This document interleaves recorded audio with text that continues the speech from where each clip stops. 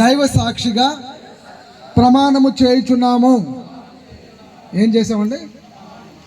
Okay, thank you అండి. కూర్చుందాం.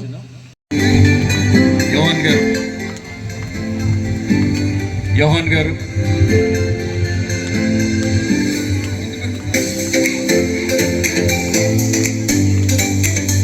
వారి పాలెం భవానీ గారు, గంపల జానకిరామ్ గారు, కర్కంపేటి ఆరుముఖం,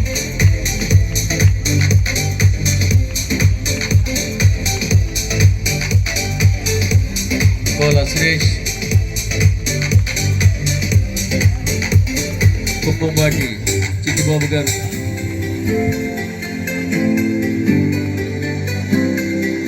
గుండినేటి కాంతారావు గారు,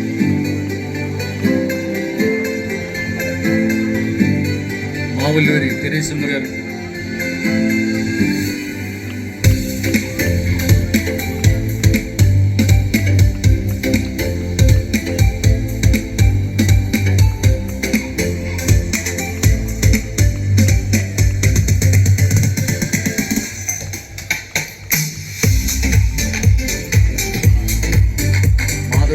స్వామి,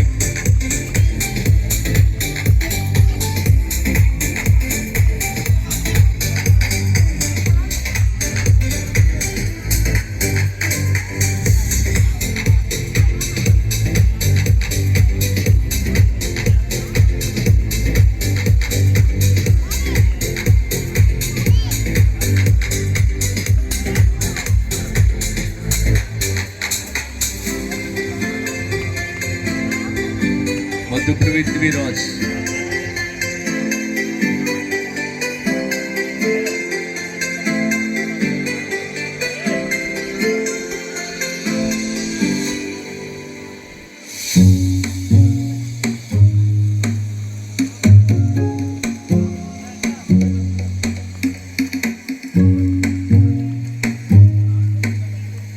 మావులూరి అంకిత్, నన్నంపేటి ప్రకాష్, సెంటిమెంట్ రాజేష్,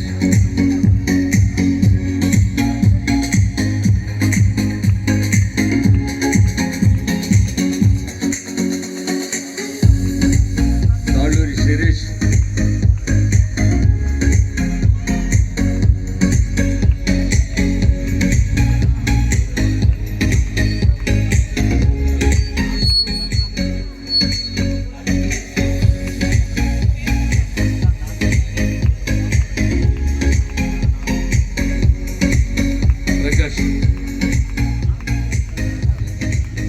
రాజా,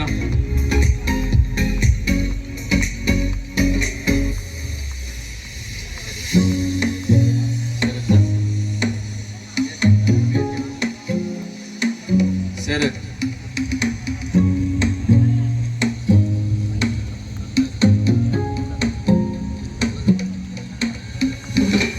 శ్రీరామ్ అభిలాష్,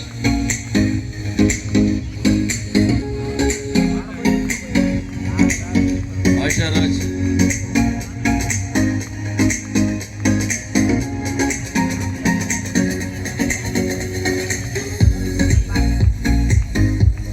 శామ్యుయల్, మగ్లా,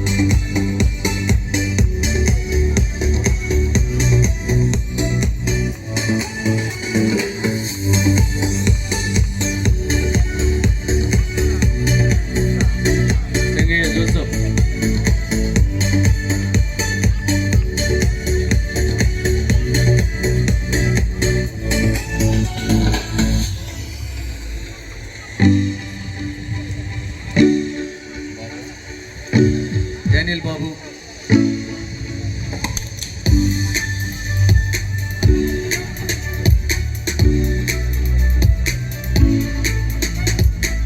ఎద్దుల ప్రవీణ,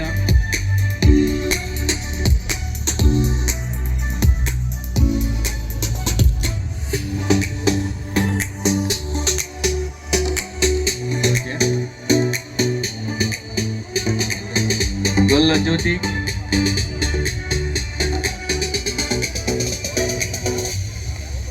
చప్ర యోహాన్,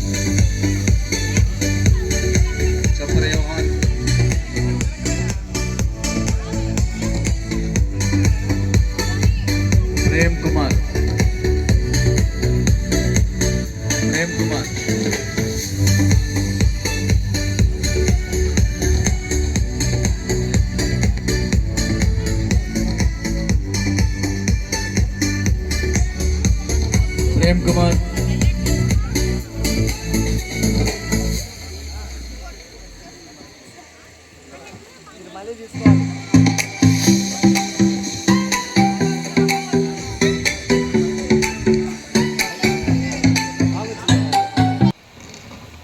అందరూ చేతులు చాచినట్లయితే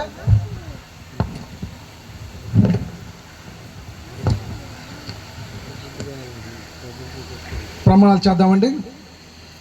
Jesus grace living bible college వేదాంత విద్యను అభ్యసించిన మేము సంఖ్యాకాండము 24వ అధ్యాయము 16వ వచనము ప్రకారము ఇది మహోన్నతుని విద్య అని ఎరిగి కోటి విద్యలు కూటి కొరకే కానీ ఈ విద్య స్వలాభం కొరకు కాక వ్యక్తిగత ఘనత కొరకు కాక పేరు ప్రఖ్యాతుల కొరకు కాక ఈ విద్యను దేవుడు పిలిచిన పిలుపును బట్టి నశించిపోతున్న మనుషులను రక్షించుటకు రక్షింపబడిన వారిని ఆత్మీయంగా బలపరచుటకు ఈ విద్యను వాడుకొనుచున్నానని దైవ సాక్షిగా ప్రమాణము చేయుచున్నాము. ఏం చేసామండి? ఓకే, థ్యాంక్ యూ అండి. దయచేసి కూర్చుందాం. ఈ సమయంలో ఆర్ముగం బ్రదర్ ఆర్ముగం గారు వచ్చి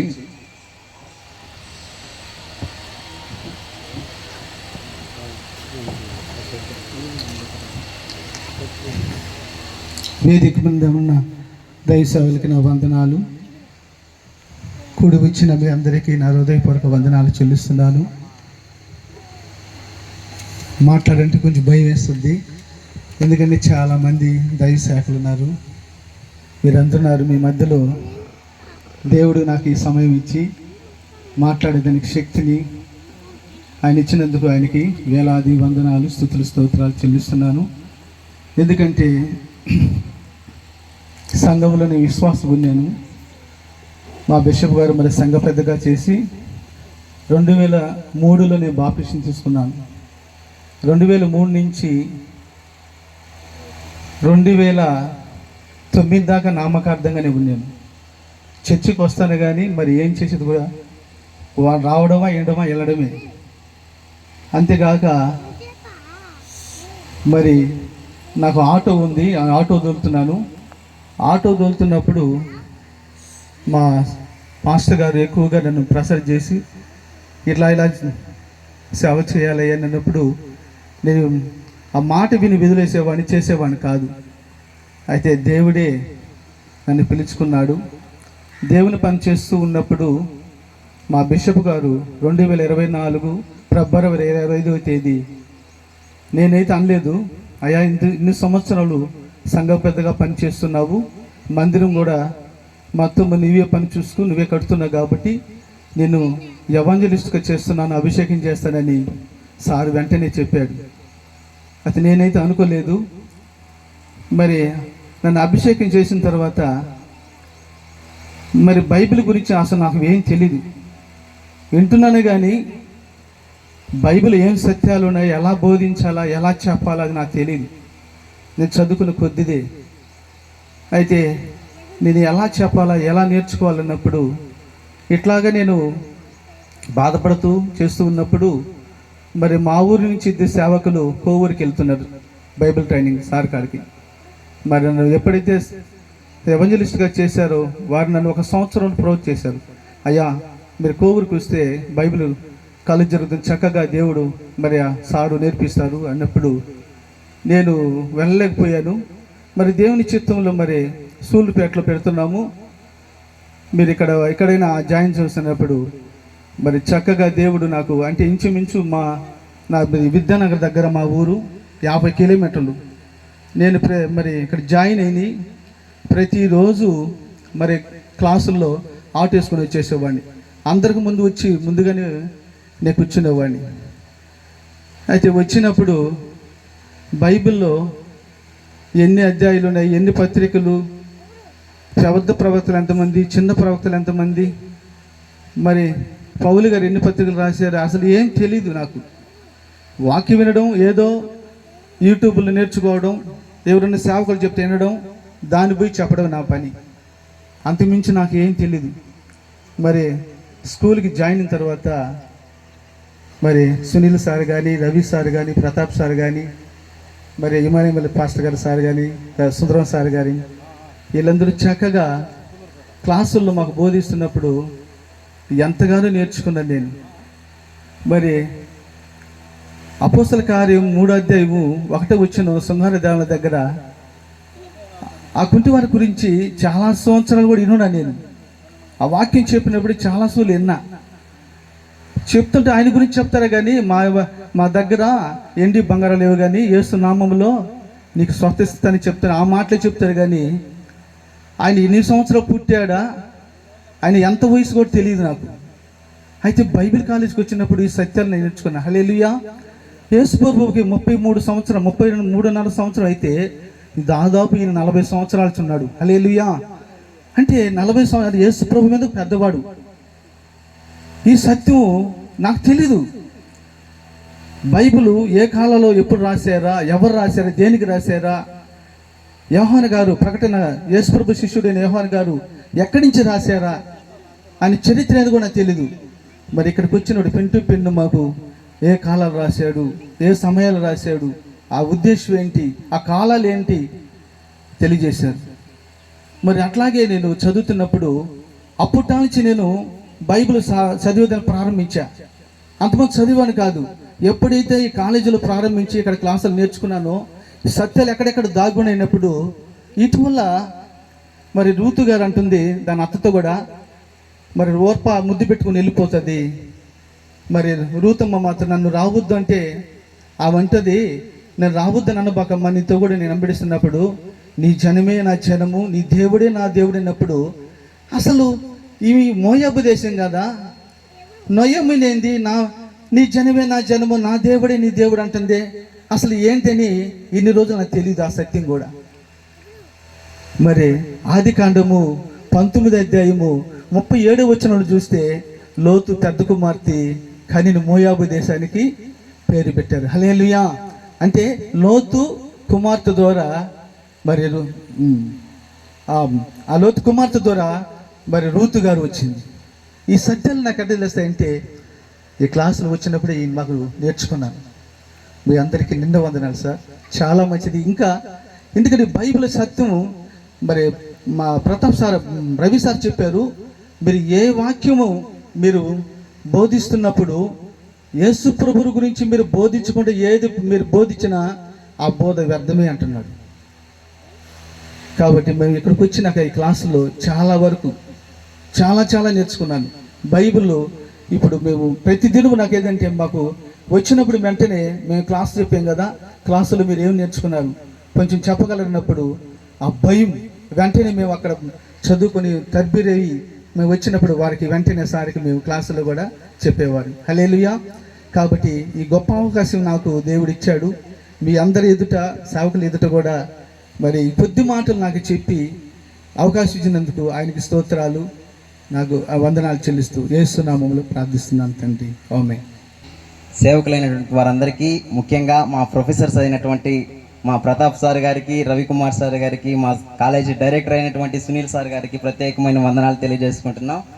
ఈ అవకాశం మాకు వచ్చినప్పటి నుంచి మమ్మల్ని వెంటాడి ఒక క్లాస్కి ఆబ్సెంట్ అయితే మీరు ఎందుకు రాలేదు అని ప్రశ్నించి మమ్మల్ని ఇంత దూరం నడిపించినటువంటి మా ఇమానియల్ పాస్టర్ గారికి, అదేవిధంగా సుందర్రావు పాస్టర్ గారికి కూడా మా హృదయపూర్వకమైన వందనాలు తెలియజేసుకుంటున్నాం. మేము ఈ బైబిల్ కాలేజీకి రాకముందు మేము బైబిల్లో చదువుకుంటున్నాం, కానీ మాకు కొన్ని అంశాల గురించి మాకు తెలిసేటివి కాదు. బైబిల్ అయితే జ్ఞానం అయితే కొంచెం ఉంది, లేదనేసి మేము చెప్పం. కానీ తెలియని విషయాలు మేము తెలుసుకునేదానికి మాకు చాలా గొప్ప అవకాశం ఇచ్చారు వీళ్ళు.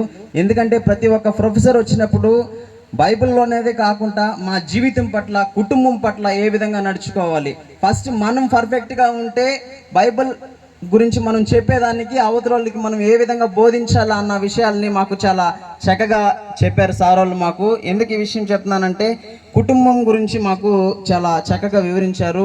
కుటుంబాన్ని ఏ విధంగా సరి చేసుకోవాలి, సేవకులంగా మనం ఏ విధంగా ఉండాలి, సేవలో పోయేటప్పుడు కష్టాలు ఎదురొస్తాయి, కష్టాలలో మనం ఏ విధంగా ముందుకు సాగిపోవాలి అన్న విషయాల గురించి మాకు చాలా చక్కగా వివరించారు. అదేవిధంగా మా మొదటి క్లాస్ లాస్ట్ ఇయర్ జూన్లో 17వ తారీఖున జరిగింది. ఆ మొదటి క్లాస్లో మాకు ఫస్ట్ సబ్జెక్ట్ పేతురు గారి సబ్జెక్ట్ గురించి చెప్పారు మాకు. సునీల్ సార్ గారే అప్పుడు మాకు స్టడీ తీసుకునింది. ఆ సబ్జెక్ట్లో పేతురు గారి గురించి ఎందుకు చెప్తున్నానంటే, దేవుడు పేతురు గారిని ఎన్నుకున్నాడు. పేతురు దేవుడిని ఎన్నుకోలేదు, కానీ దేవుడే పేతురు గారిని ఎన్నుకున్నట్టుగా మనం చూస్తున్నాం. ఎందుకంటే ఈ అవకాశాన్ని దేవుడు మా కొరకు ఇచ్చాడు. మేమైతే బయట పోయి అయితే చదువుకొని ఉండలేము. ఈ అవకాశం మాకు మా ప్రొఫెసర్స్ మాకు చాలా థ్యాంక్ యూ సార్, మాకు అనుగ్రహించారు. మేమైతే బయట పోయి అయితే చదువుకోలేము. చక్కటి బోధన ఏ విధంగా వివరించాలన్న దాని గురించి, మాకు ఎలా చెప్పాలన్న దాని గురించి మాకు వివరించారు. Thank you sir. నాకు చాలా తక్కువ సమయం ఇచ్చారు కాబట్టి తక్కువ సమయంలోనే ముగించేస్తున్నాను. Thank you very much. Rajesh.